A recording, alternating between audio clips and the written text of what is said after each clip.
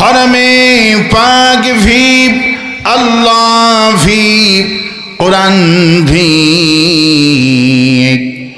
कुछ बुरी बात थी जोते जो मुसलमान भी। हे मुसलमान তোমরা সকলেই তো বলো আল্লাহ আমাদের একটা, কোরআন আমাদের একটা, নবী আমাদের একটা। তাহলে আল্লাহ যদি এক হয়, কোরআন যদি এক হয়, নবী যদি এক হয়, ঘোষণা করো আমাদের দলও হবে একটা। আফগাইরা দীনিল্লাহি ইয়াবগুন ওয়ালাহু আসলামা মান ফিস সামাওয়াতি ওয়াল আরদি তাওআন ওয়া কারহা। আল্লাহ পাক বলেন, বান্দারে আমি তোমাদেরকে দল দিলাম, আমি তোমাদেরকে জীবন ব্যবস্থা দিলাম, এই দল বাদ দিলাম।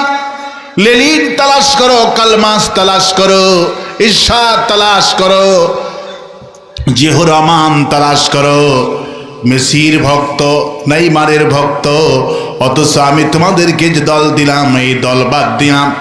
আকাশ আর জমিনে যা দেখতে পাচ্ছ সবাই আমার দল করছে, আমার কাছে মাথা নত করে দিয়েছে।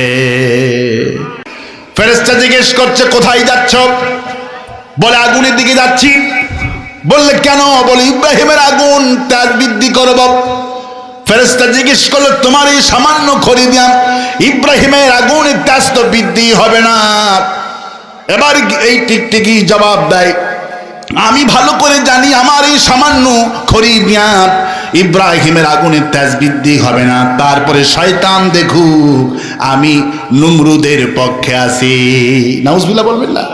জিবরাইল আমিন যখন আয়াত কারিমা নাজিল করলেন আর মসজিদ নববীতে রাসূল করিম সাল্লাল্লাহু আলাইহি সাল্লাম যখন ব্যঙ্গের ইতিহাস জিবরাইল আমিন যখন হুজুরকে শোনাচ্ছে, আর এই টিকটিকির কাহিনী যখন জিবরাইল আমিন ইব্রাহিমের ইতিহাস যখন রাসূলকে ওহী করে শোনায়, রাসূল সাল্লাল্লাহু আলাইহি সাল্লাম ব্যঙ্গের জন্য দোয়া করলো, আল্লাহ ব্যঙ্গের যেন কোনো মানুষ না মারে।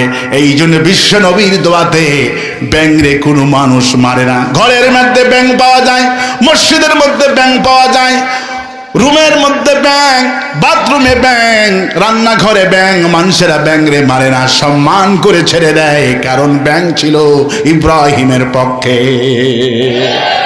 আর রাসূল সাল্লাল্লাহু আলাইহি ওয়াসাল্লাম জিবরাইলের কাছ থেকে সেই টিকটিকির কথা শুনে বললেন, এই টিকটিকিকে যে ব্যক্তি একটা বাড়ি দিয়ে মারতে পারবে আল্লাহ পাক খুশি হইয়া ওই বান্দার সগীরা গুনাহগুলি আল্লাহ মাফ করে দিবে।